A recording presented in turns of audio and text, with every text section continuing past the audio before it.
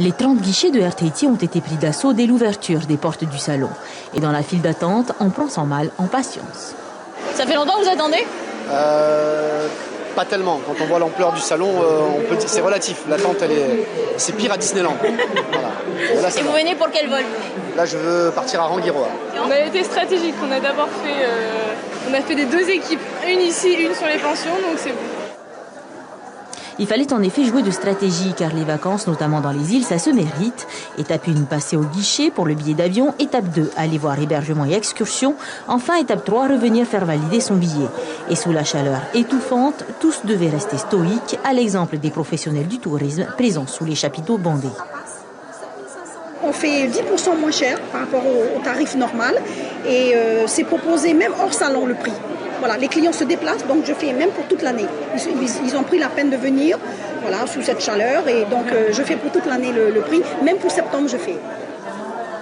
De la petite pension de famille aux grands hôtels étoilés en passant par les activités nautiques et de montagne, le salon a encore une fois réuni un bel arc-en-ciel du tourisme en Polynésie avec comme but final la découverte de nos îles comme la méconnue Rimatara.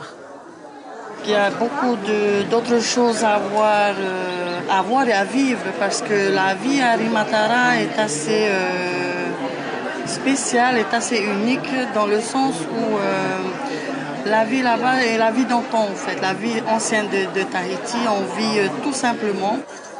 Le salon est ouvert tout le week-end pour ceux qui voudraient trouver des petites perles de vacances dans nos îles. Et nous allons à présent retrouver tout de suite sur place Ignacio Raveino qui est allé à la rencontre des exposants quelques minutes avant la fermeture pour leur demander ce qu'ils attendaient de ce salon. Regardez. Bonsoir Natacha, bonsoir à tous. C'est donc le 18e salon du tourisme avec un nouvel emplacement pour l'occasion. Les résidents se retrouvent donc à Aur Eitinihau depuis ce matin à la recherche de la bonne affaire qui est peut-être à Tubuai. Alors nous accueillons parmi nous Nathalie. Nathalie, bonsoir. Bonsoir. Alors vous proposez quoi de plus que vos concurrents à Tubuai? On est une nouvelle pension en fait et mon mari est né à Tubuai et ce qu'il a envie de faire connaître aux gens c'est les habitants, de faire connaître sa culture, c'est vraiment ce qui lui tient à cœur.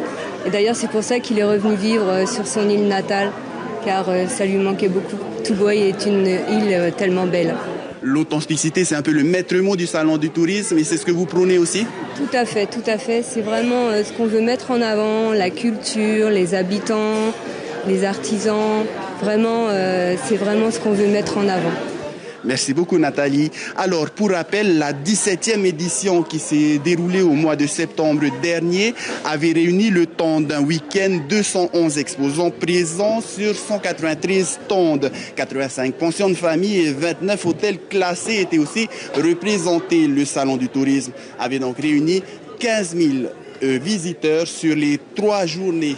Nous accueillons maintenant Bianca. Bianca, le salon du tourisme, c'est à coup sûr la bonne affaire? Exactement. Le salon nous rapporte toujours beaucoup de clients. Ça nous permet de remplir au moins la moitié de l'année. Et cette année, j'ai vu une différence qu'il y a parce que d'habitude, dès l'entrée, les gens se ruent. Et là, cette année, avec tous les événements qui s'est passé, j'ai vu beaucoup de changements. Beaucoup de gens m'ont dit que les billets ont beaucoup été augmentés. Mais par contre, les vols pour nous, c'est ça qui est important aussi pour nous, les vols sont toujours présents pour nous, notre archipel. Hein. Et c'est pour moi une façon d'être présente toujours à tous les salons du tourisme. Voilà donc Natacha, les avis récoltés ce soir même, un tout petit peu avant la diffusion de ce journal, des avis qui promettent un salon en demi-teinte.